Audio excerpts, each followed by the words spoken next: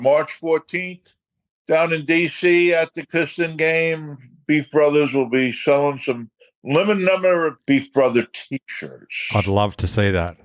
Mailing you some also, Adam. Oh. A hot commodity there in Australia, so you might want to get a new security system put up there. I might need to. Thank you. Breaking in, trying to get those son of a bitches. I just love that the fans are still appreciative of what Jeff and I achieved with the Bullets, and now the Wizards or whatever they want to call it, but they still keep the Bullets in their heart. No pun intended with the Bullets in the heart. Of course. The thing is, there's still fans that really appreciated what we did, and I'm looking forward to meeting them because every time I'm down there, not only the fans, but they still have some of the same workers that we were working out in Landover that I'll walk in. It's like, Ricky, how you doing? I'm sitting there going like, oh, I'm home. You know, it's home. We were appreciated. Just for context here, in June of 1985, the Bullets traded you, along with Mike Gibson, to the Pistons in exchange for Dan Roundfield. You quickly became a key piece of that Detroit title contender, and then within 4 years, you were an NBA champion. How did you learn of the trade, and how was that transition from Washington to Detroit?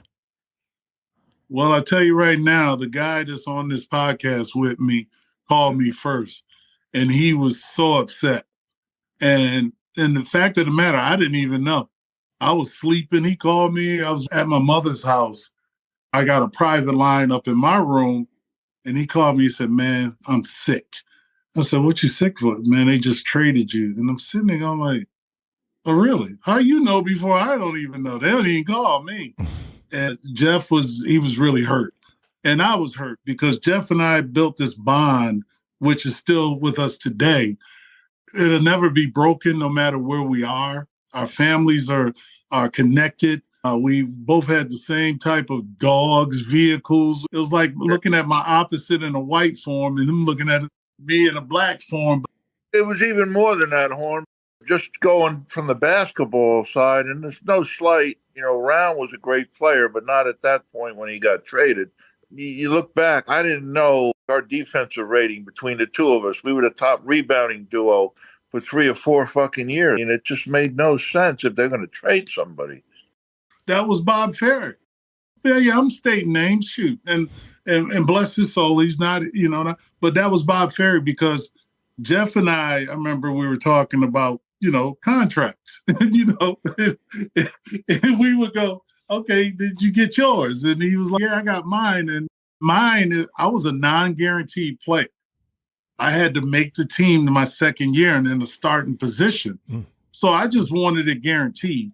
My agent, Al Walden, went to Bob. Bob didn't want to do nothing. Bob just wanted to stay status quo. And so my agent went to Abe Poland. And Mr. Poland said yes and guaranteed me. And then Jeff made the All-Star, all this stuff, and moving forward. Next thing you know, Jeff was like, I got a new contract. And Jeff was like, how much you get? I said, I got a little more than you. He didn't believe me, but then he called me a motherfucker when he found out because he went back. Here was the thing. It didn't make any sense because they had always told me that I could renegotiate every year. So why would they tell me that and then not do that for you? But they did. They gave me a new contract that same year, but then they were supposed to give me another one. And Poland gave me a check for $80,000. And I remember it to this day. I walked in and he gave it to me and I handed it right back to him. And I walked out and I'm like, why the fuck did I do that? And then the following year, they gave me another contract. It was always, they made you seem like you were fucking begging and shit. It was just, it was fucked up. So when I got traded, it hurt because I bought a house. Jeff bought a house. We interacted a lot. We're still family. It got to the point, hey, our relationship never weaned. I got to Detroit, and next thing you know, I'm picking him up from the hotel. We're, going to get something to eat. And my knee blew out, and then I used to fly up and hang out with Horn, come up and see him once or twice. Yeah, and when we first played against each other, we're fighting like cats and dogs on it because it was like practice to us. The referees looking at us like we're trying to kill each other, but it was the fact that it was the competition. We never waned from our jobs for 48 minutes because I wanted to beat him and I can have bragging rights, or he wanted to beat me, and so he can have bragging rights. So that's where you got to draw the line. When you get on the court, we're not friends. Nope. Different to today's NBA. I don't know if it's different. I just think, the AAU thing. I played AAU, but there was only friggin' 8 or 9 teams back then. Now you grow up, you're playing together, and everybody wants to play with each other. That's what separates Giannis and the Joker, because their friends are from their countries. Mm-hmm. And that's why when Giannis is on that court, he's trying to kill you. He got bad intentions for you. And he ain't trying to be a friend. The same way with Kobe. Kobe was like, I ain't got no friends. For 48 minutes, I'm going to kill you. Mm-hmm. Michael Jordan, when I was in Philly with Charles Barkley and playing against the Pistons, we're in the playoffs. And I said, okay, we're playing Chicago. I said, Charles, you got to knock Mike on his ass. No, Mike used to make believe they were friends and shit. Charles, yeah, Mike, that's my friend. I'm sitting there going, like, your friend? I said the Pistons, most of them are that my friends. Beating your ass and laughing behind your back. Now they ain't friends no more. It's 10 years. So, the same with Magic and Isiah. It's called karma. And it's called bullshit, the art of bullshit. It's called karma. That's why they ain't friends no more. Well, 2 things. There's a great photo of you, Rick. Now you mentioned Chicago. When you were playing with the 76ers, a shot from under the basket, and you're wrapping your arms around Jordan, hitting him very hard during one of the playoff games, I'd say. Do you know the one I'm referring to? The one where we're in Chicago. I don't give a shit. I hit everybody that way. I ain't discriminating. Equal opportunity fucker-upper. Yeah. Equal opportunity fucker-upper. I like that one. That's a good description. I'll tell you one thing about Michael, though. You could beat that motherfucker up. He very rarely complained about this shit. Nope, he didn't complain. Some fierce competition. These guys now, when they jump up in the air, it's bad intentions because they get up. And look, the guy that won, McClure, that won the dunk contest? Yeah, Mac McClung. I'm sitting there going like, this mother, I said, oh, shit. Hey, you know what? He got worse hairstyle than you do, Adam. That motherfucker. Ouch. This should look like Leave It to Beaver. Then he goes to the G League All-Star game, and he's sitting there like a celeb. I ain't mad at him. That was a good dunk contest. I agree. Interesting little wrinkle there, how Jeff was the one that called you about your trade from Washington. That was fascinating to hear. Thank you both for sharing. And after he called me, I get a call from Isiah Thomas to welcome me. Nice. And the fact of the matter, I never spoke to him on the phone or never had any. I said, Zeke?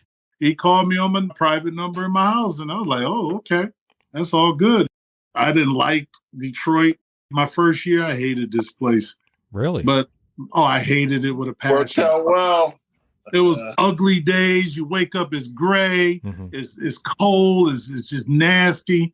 But then I realized that this is a place that has a lot of growth. And next thing you know, we're champions. And I'm still here. Exactly. Look forward to delving more into both your respective histories. And I love the Hampton Institute jerseys you've got in the background there, Rick, too. We'll have to talk about your recent honour from Hampton Institute as well in another episode.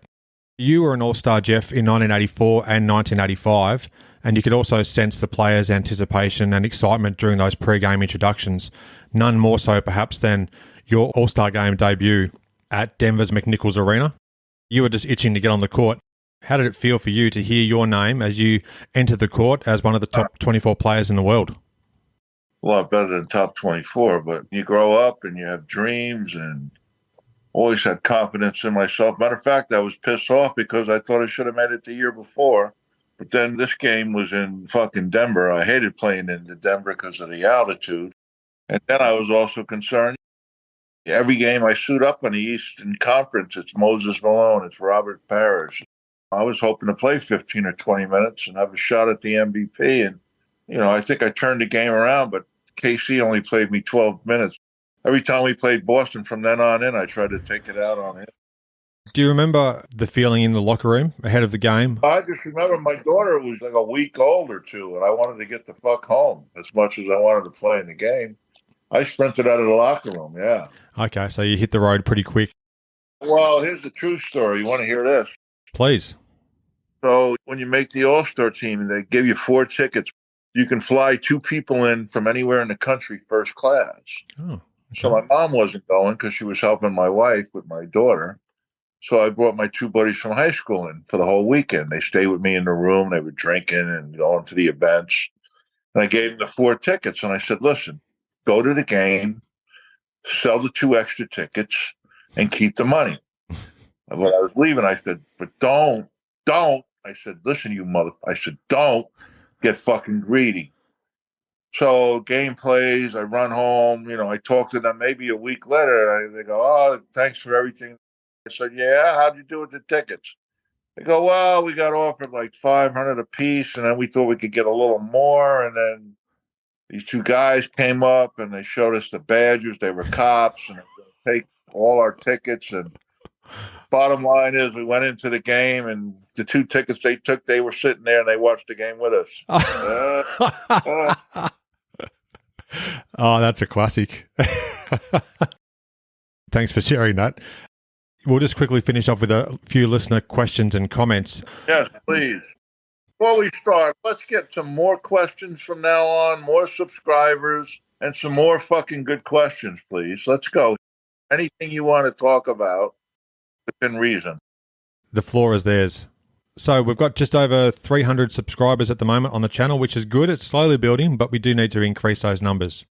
We got 20,000 hits on the Boston game. That's crazy. Definitely check out Jeff and Rick's YouTube channel, Beef Brothers, to see some of the great games.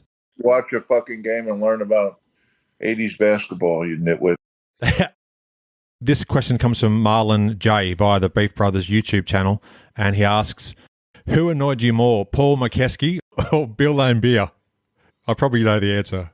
Me and Mo go way back. We play golf together, have beers.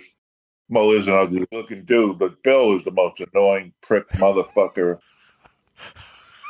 I'd beat his ass now just if I saw him in the hallway right now. That's Rick's boy. Fuck that motherfucker. I would have led the league in scoring if I played against his fat ass every night. Bill, I love you, but you were a prick. Sorry. That's fantastic. My jaw is hurting from smiling so much. I love Big Mo. I got to meet him in Las Vegas in 2020, just after the All-Star weekend in Chicago. My wife and I were traveling across the states on our way back to California. Vegas, that's him. I got to meet him and his wife, Linda, so I've got a big soft spot for Big Mo. Love Paul. I'm glad to see that Laimbeer copped it. Bill has a special place in my heart, yeah. And the other question today, you did reply to this gentleman on YouTube, but for the benefit of our listener, Dean Oliver G., in relation to Jeff Malone's miracle game winner in 1984 versus Laimbeer and Detroit. He says, do you remember the feeling as Malone heaved the shot? Yeah, of course. It was a game we had no business winning. We won it. Darren made a shit pass, and Jeff made a great fucking play on it. And if he would have passed the ball early in the game, we wouldn't have needed for all that bullshit. It was a fantastic finish, and that game is actually up on your YouTube channel, so I definitely encourage people listening, check it out. The second part of that question from Dean was Darren Day the least bit scolded by Coach Shue or assistant Bernie Bickerstaff for nearly blowing that pass that Jeff Malone saved? Do you recall if there was any repercussions to that? I recall that might be one of the stupidest fucking questions I've ever. If we just fucking won a game, we had no business winning. Who gave a fuck about bad to bad? We won the fucking game. Come on. I love the honesty, Jeff. I love it. So there you go. Who was that asked by? Dean, thank you for the question. That's your honest answer from Jeff. Thank you, Dean. The second one was a little shady, but what are you going to do? And if you do make comments on the YouTube channel for Beef Brothers, Jeff, he'll add a reply back if he sees the questions. Once in a while I get bored and I'm on the toilet. I gotta go on there. Hopefully the questions don't match the space where you're sitting. That's a whole nother issue, but exactly. Thank you both for joining me again today. It's been great chatting with you, and I look forward to doing another episode in not too distant future. All right. Thanks, best, baby. Hey, Rules. None but love, buddy. Have a nice day. Love you too. He should die. Later. Thank you, guys. See ya. Thanks, Adam. Bye.